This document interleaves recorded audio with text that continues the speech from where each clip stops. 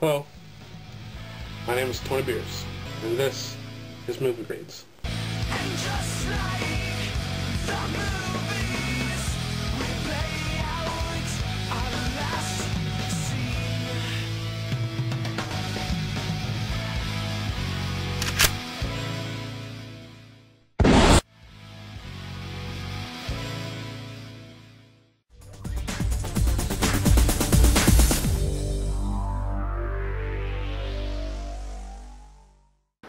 Hey everybody, Tony Beers here again. This is another episode of Movie Grades. I've got my friend Jay here. How you doing? And my friend Robin. Yep. And, you know, as you can tell, we're in a different location here. And for this episode of Movie Grades, we saw X-Men, Days of Future Past, which is, of course, based off of the comics. It was a 2-issue comic. But if you don't mind us bragging a little bit, I got that signed by Chris Claremont. We'll start off with Jay since he's our... There was a lot of good with this movie. I enjoyed it. I enjoyed it a lot. I don't know if my I think I was a little high on it, so I didn't quite reach that peak that I thought I would. But I mean, it wasn't disappointing so much. I mean, like I said, I had a real high opinion of it. I thought it'd be a little bit more than it was, but. There was a lot of good in this movie. I loved the storyline was really good. Yep.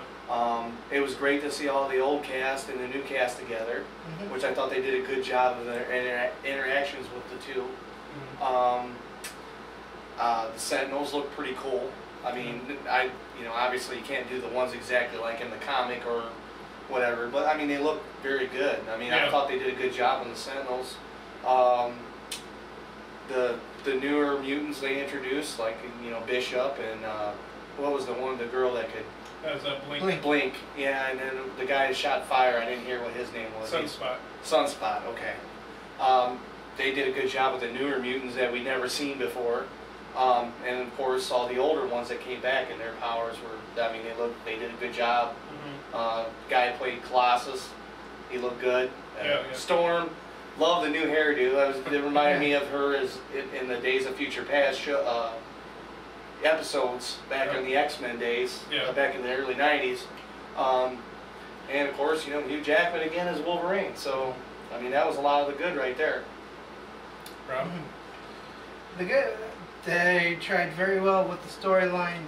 Like you, I think my expectations wanted more than what it is. Cast. The same cast, the old ones plus the new ones, integrating, and you got to see basically the actions of the past, how they go forward in the future.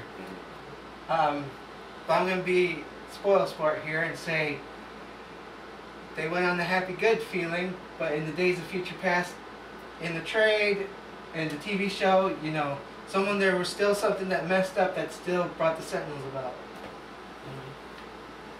Well, okay, I'll first say that, you said you had high expectations. I had fairly high expectations for this too. I think with the trailer, really made you think that as you said, that the Sentinels would be a big part of this, which it they kind of are, but not to what we thought. What I thought. Maybe I don't know if you felt differently, but I personally I felt that they were in it just enough, I think they could have done with a little bit more action. Not that the action was bad; the action was actually really good in this movie. But I could see a little bit more Sentinels and a little bit more action, and I felt the trailer kind of made you think that it was going to be full of action, and not really. I think it's enough. I think it lived up to my expectations anyway. It might be a little bit lower for you guys. I felt it's close enough to the story. I mean, there's certain differences here and there, but I agree with you there. I think it was very similar to the comic and the TV X-Men TV show, and they had a Days of Future Past episode. It's very similar. There's a lot of similarities. Oh yeah, especially since Mystique was the main protagonist in both. Yeah. Right. But yeah, overall, I had to say I liked it. I had. I'll go back to the trailer and say that just like Spider-Man, kind of like the best scenes were in the trailer, basically. Yeah. But they expanded on it. It was pretty good. I think Spider-Man was the last movie that we saw, and I think that the biggest difference between this one and that is two things: is the story is more coherent. It's more is like one story, whereas Amazing Spider-Man 2 had a million different things going on. Yeah, This one had a clear path. That and there's a lot of characters in this movie, just like there was, in fact, a lot more than in Amazing Spider-Man. But the difference here is that we've had how many X-Men movies? So the point I'm trying to make is that they had all those movies to set up all those characters, so we know, everything we need to know about Wolverine, Professor X, Magneto, and Mystique, and all those. So we know who they are. Whereas Amazing Spider-Man, they were introducing, Rhino, like the first Green Goblin this time. So they had to tell you all about all those characters. This way, we're going in, we know all these characters, so it was easier to just go with the story. And there really wasn't any continuity problems from all the other movies. No, because spoilers. It kind of this movie I liked what it does because it kind of wiped the slate clean. It's like, okay, they've basically created a brand new timeline. Yeah. So they can basically do anything, because it's a whole new time. After X3, they kind of had to, I think. Yeah. I mean, I think they really dropped the ball on X3. Yeah. It's still my favorite X-Men movie, though, guys. Really? Yes. Wow. I wouldn't go there with that one. I kind of like the second one better, but anyway. I kind of agree with you on what you just said. With Spider-Man 2, there was some problems with the story. Mm-hmm. I think they were rushing things. Yeah. They didn't get into the Harry thing. This, you understood what was going on with what, it went from the future to the past. Yeah. And it went back to the future and all that. It made sense. And the timeline was in order. Yeah. And the story was in order with each time. Yeah. And it made, you weren't lost. No. You weren't all over the place, and I did think they did a good job on that as well. They kept it, when they were fighting in the future, and then it affected Logan in the past, and like when he get upset, and it affected the future, and when she had him down on the table, and like he stuck his claws out when he was getting attacked in the past, Right. I thought it was great how they integrated all that. I thought they did a good job of that. So. Is there anything that sticks out to you as bad? Well, I kind of, the only thing I really had a problem with, I kind of said to you a little bit, was the Magneto thing. I mean, they break him out to basically get him to help, and it's like, okay. He's still on his own agenda. Yeah, he's got his own agenda, but in the future, okay, the future Magneto didn't. He was actually trying to help. So, and this is the problem I had, the future Magneto knows what the past Magneto did. Am I right? They're the same person. Yeah, yeah. So, in other words, you're saying, how come he didn't warn him? Exactly. Hey, okay. This was on my plate. This is what I was thinking at the time. Yeah. Because, like they said, everything they did in the past changed the future, correct? So the older Magneto should have known what the younger one was doing, and he didn't say anything. You have a good point, but I'll say this: as soon as they went back into the past, and they stopped whatever they were going to stop. Don't really spoil it too much. That from then on, it was a different timeline. Yeah. So everything was changing from then on. So I could see that he might be like, well, I didn't know that I was going to do this because it was completely different. But from then on. Yeah. I mean, I see what you're saying, but it just goes to show that I don't know, that part kind of confused me a little bit, that the older Magneto didn't know what the younger one was going to do. Right. And you figure since it's 50 years in the future, no matter if they changed the timeline or not, or changed the time, obviously they did, Yeah. that he should have known, hey Charles, this is what I'm doing. You better tell Wolverine Yeah. that this is what's going to happen. Because But, I'm not going to give it away, but you know, it creates a mess. right. But I'll say that, you know, okay, you gotta have a great point, but you know, they're being attacked by Sentinels, or Sentinels are on their way. Yeah. So they're Shadowcat, Kitty Pryde, whoever, is, you know, sending Wolverine back into his past body.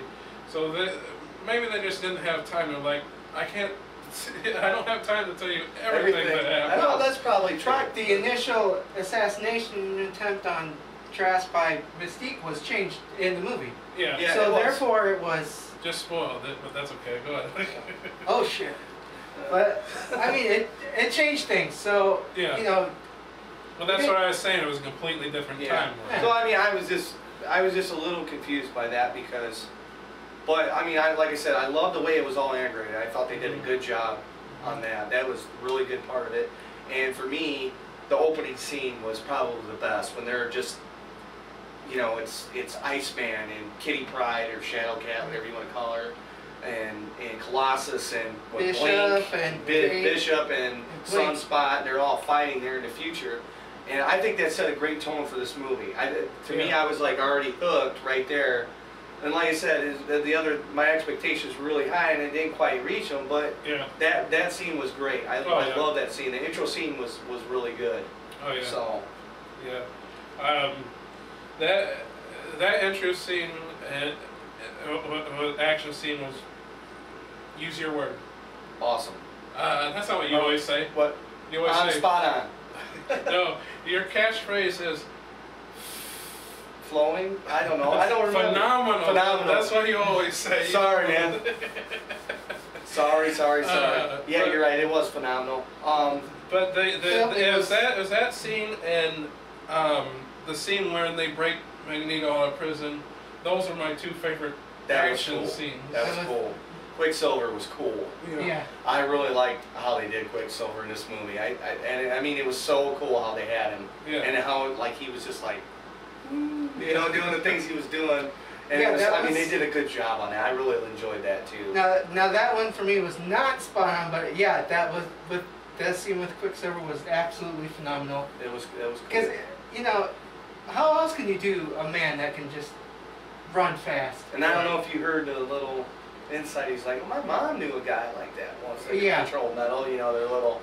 I didn't catch that. I didn't caught catch that. I didn't I catch caught it. it. Now that you just said that, I was like, And okay. he's like, oh, you can control metal? My God, my mom knew a guy like that once. Yeah. And that just goes to show you, you know, what they were going for.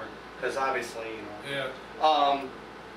Yeah, like I said, I agree with you right there. That those were probably the two best scenes in the movie, with the Quicksilver and in the Pentagon and the first scene. I actually like the final battle too at the end. Yeah, Yeah, that's the really final good battle too. was good. Yeah.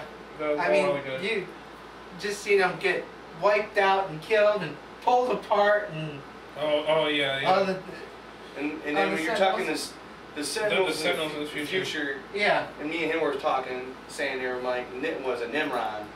Nimrod. Yeah. Yeah. I mean, that's what they look like. I mean, and he was that one that in the comics and in the series that couldn't be destroyed. He'd always rebuild himself. So I mean, like I said, the storyline is fairly accurate to the comic and in the show, the '92. It stayed very close, It was and very close. I'm proud of that. Yeah, me too. It surprises me with it being 20th Century Fox behind it, but anyway, that's a whole different ballgame. But when, you know, the biggest difference is it's Wolverine going back into his older body instead of Kitty Pryde, which you don't have no big problem with that. You know, of course, it's Wolverine's. He's the biggest, most popular mutant. Number one. Number two, Kitty Pryde wasn't even born yet, so it had to be somebody that was back then. So it had to be. Who else could have been? You know? Yeah. So I mean, he's the only one that makes sense because yeah. he would look the same in the past and the future. Right. So I mean, I can understand why that. Plus, you know, it's Wolverine, it's Hugh Jackman. Yeah. People are going to go see it because it's Wolverine.